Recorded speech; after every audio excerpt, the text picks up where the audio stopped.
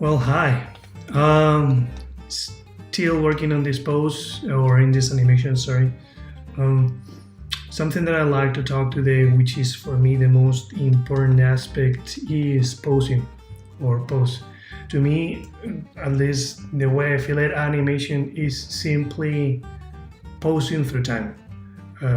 We have just a few poses in the process in our timeline is how are we gonna get basically or animation that's gonna create our timing or spacing and everything.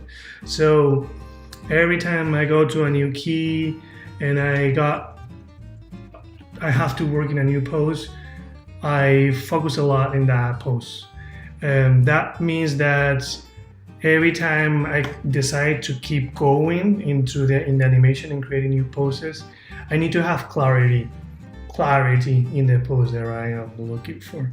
So that clarity either comes because I see it in my mind, and I go ahead and I do it in my pad, or another technique that I do a lot, that's the one that I like to do today and that unfortunately KippCase or anything else can catch, is markers.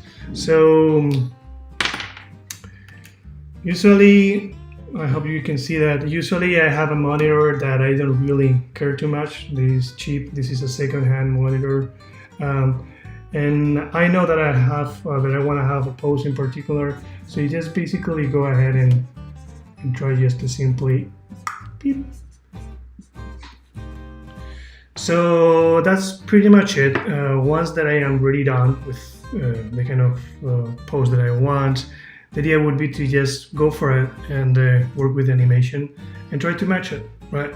And I'm not afraid to just simply remove this and see how it goes, see how it feels. This is a part of the process that I do very, very often, not just for posing, also for in the future part of the process as I go through the trajectories and I mark the trajectories and see how it goes. For smears, it's very useful to once you get over the fear of it's not destroying but it's getting dirty, your monitor, you can just use your monitor as if it's a piece of paper, so it's pretty nice. So clarity in the pose, that's something that, as I said, is very important to me, but the other part of it is the not fixation, the not getting too attached to that pose once I've done it, because the goal is to play with it to get a pose that is pretty strong, as I say, pretty strong communication in telling what I am looking for to tell, pretty strong in appeal. But once it's done and one that I am testing that out and I do my play blast and I see the flow and see how it feels, I don't get attached to it. Sometimes it needs to change a lot, and I change things a lot continuously. So to me, it's a process of basically trying and error, keep playing, but every time I play and every time I do a pose is to try to get the best pose as possible and hitting all those poses that I was commenting on. The other aspect of why posing for me is so important is because it's my main source of inspiration, is my main way to get connected to this guy here and to the animation in general.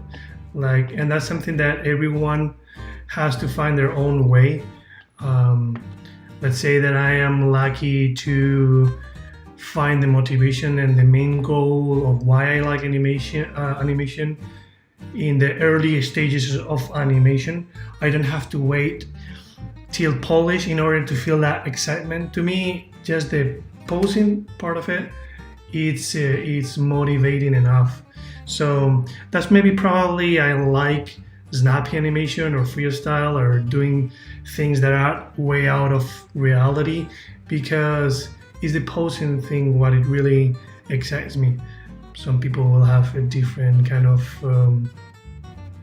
motivation, like getting bigger reference and trying to find that through the process of animation in layers and polishing. Fair enough. So that's why the power of the pose, posing, trying and error, playing continuously is my main workflow.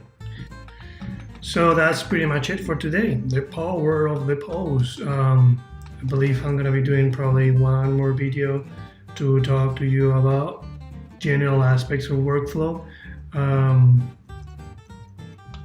Again, this is something that is personal. It's my way of doing things, hoping that you guys find a way to translate it to your own way to feel and to do animation. So yeah, thank you very much and see you around.